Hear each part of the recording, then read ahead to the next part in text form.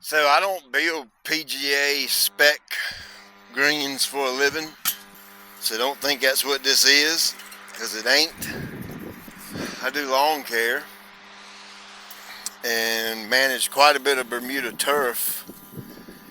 Do sand leveling jobs on athletic fields and that kind of thing, residential accounts. And I also have quite a bit of experience on the golf course. Played many rounds of golf. I'd like to get back to where I'd have time to do some more of that. And one thing that kind of goes hand in hand, if you think about it, with golf and sand, is if you're sand leveling a putting green, you want your ball to roll true and smooth. Obviously that does have something to do with the grain of the turf, especially if you're putting on Bermudagrass greens. You have to learn how to read the grain and that kind of thing. That ain't what I'm talking about. I'm talking about just the overall smoothness of the putting green. You don't want to put a golf ball across a tobacco field, right? You know what I'm saying? Just ain't gonna work. So just got done sand leveling the tee box with my tractor and my leveling attachment in the back of the tractor. And I actually did that as well to the golf green here. But that's not a fine enough grade for putting green. So I'm using my leveling rake right here and going over the entire area nice and slow. Gonna get this bad boy super smooth, super slick for my dad. Of course, this isn't my putting green. This is my dad's driving range. If you've been following along, you know that this place is getting a little rough looking as far as the turf goes. My dad just, he had some problems with his health, and of course he's doing much better now, praise the Lord. And time away with that, and trying to work and all that kind of thing, and maybe just not wanting to do it. I don't know what his reasons are, but regardless, driving range, the turf aspect of it's kind of went downhill a little bit. So it's natural. Well, I don't know. I say it's natural.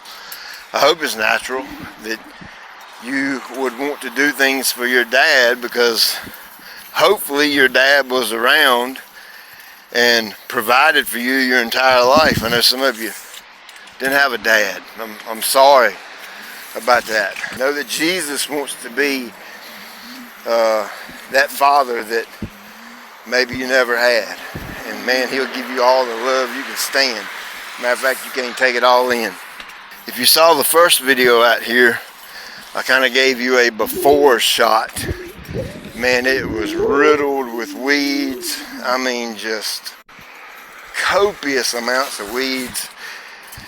As you can see right here from the flyover, you can see a lot cleaner stand of turf. Much cleaner.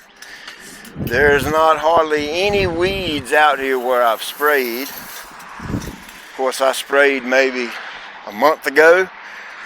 I think we've had one rainfall in the past month. We are abnormally super dry right now and could really use some rain. But regardless, the weed control application done really well. And so now he's got some pretty clean Bermuda out here. So you can see right here, I've kind of changed the contour a little bit coming off the collar. You can see the collar, a little strip of green going all the way around. And I changed the contour just a little bit to create a little bit more of a swell right through here. That way when he mows up and down, he's kind of doing that number. It won't do any scalping. This right here was a really bad spot, where folks come up the steps right here and hit, and this just beat all to pieces.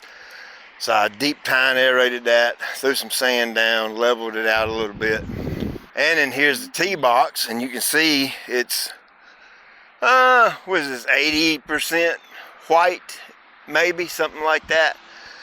This was a pretty low area right here, mainly low from divots is what that was. You can see all these heavy areas where it's just completely white.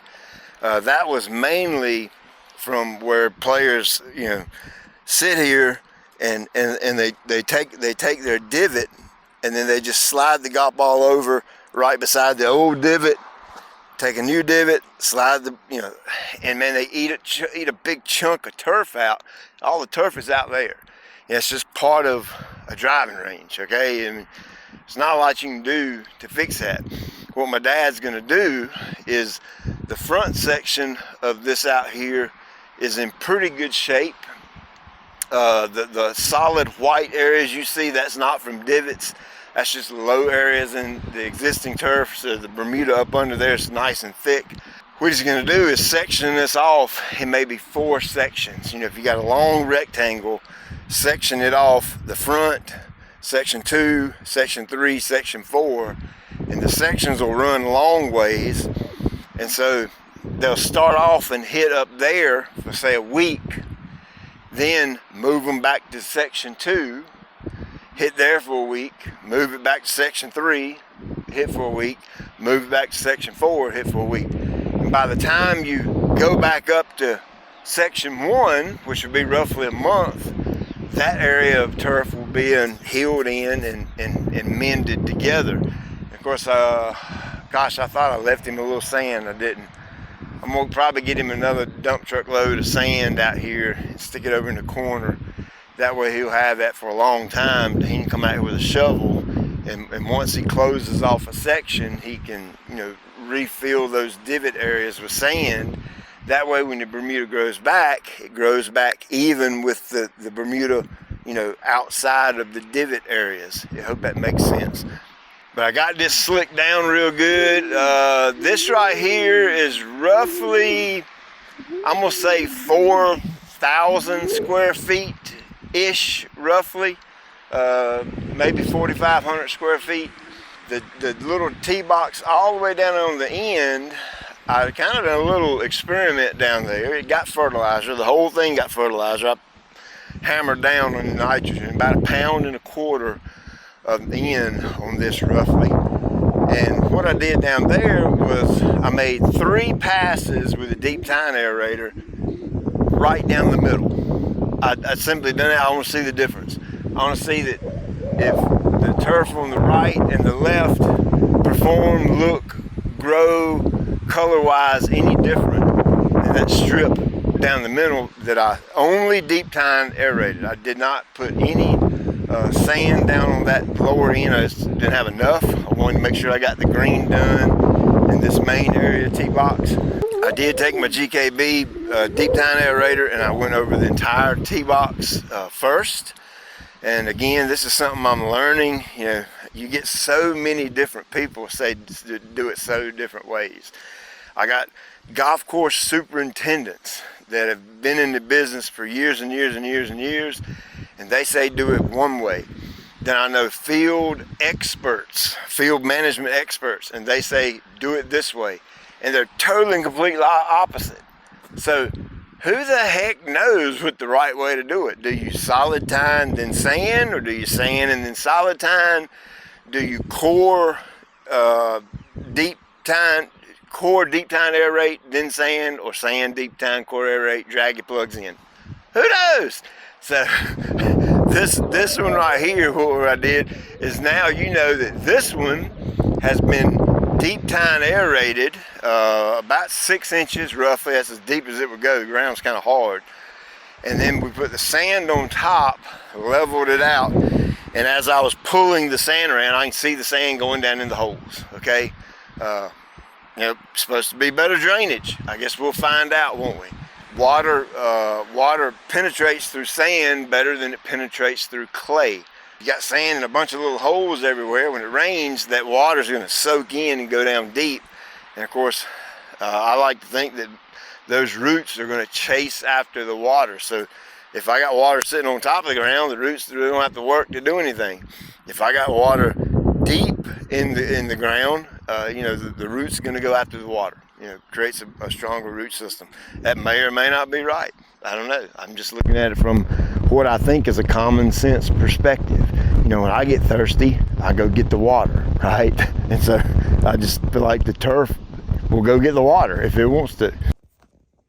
More audio problems here, and I apologize for that. I'll work on getting that fixed right away.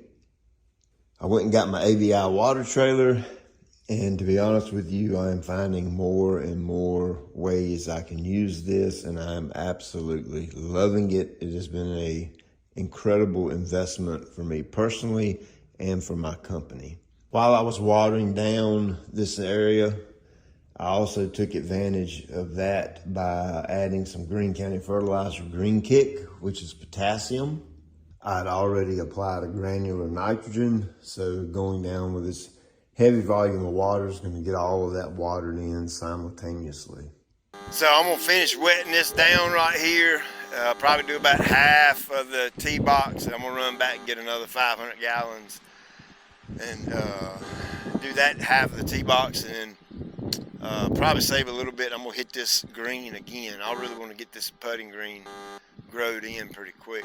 All right, question of the day. Need your help. You know, I'm familiar with reel mowers to some extent. My dad has limited equipment over here to pull a reel mower, and I want to buy him and surprise him with a pull behind reel mower, something like a 3-gang, 5-gang, 7-gang. Nah, his little tractor thing over it ain't gonna pull a 7. Maybe a 5-gang at the most. So if any of you guys know of a particular brand of like a 3 or 5-gang tow behind reel mower, get me a link and link it in the comments for me, please. You know, I'm trying to spend $1,000 maybe, something like that, maybe $1,500. Depends on if it's like a really good one or not. And that way I can leave it here and he can keep it under a tarp. He don't have anywhere to keep it under the roof, but he can keep it under a tarp. And that way when he mows this, he can, you know, use a reel mower on it. Because what he's mowing with it now is just an old, regular, you know, garden tractor ride-on lawnmower. And, you know, if we're trying to maintain a high-end, nice turf right here, mowing is crucial. I mean, it is absolutely crucial. You can put all the crap on it you want to and water all you want to, but if you don't mow it correctly, it ain't going to perform or it ain't going to look good. You know what I mean?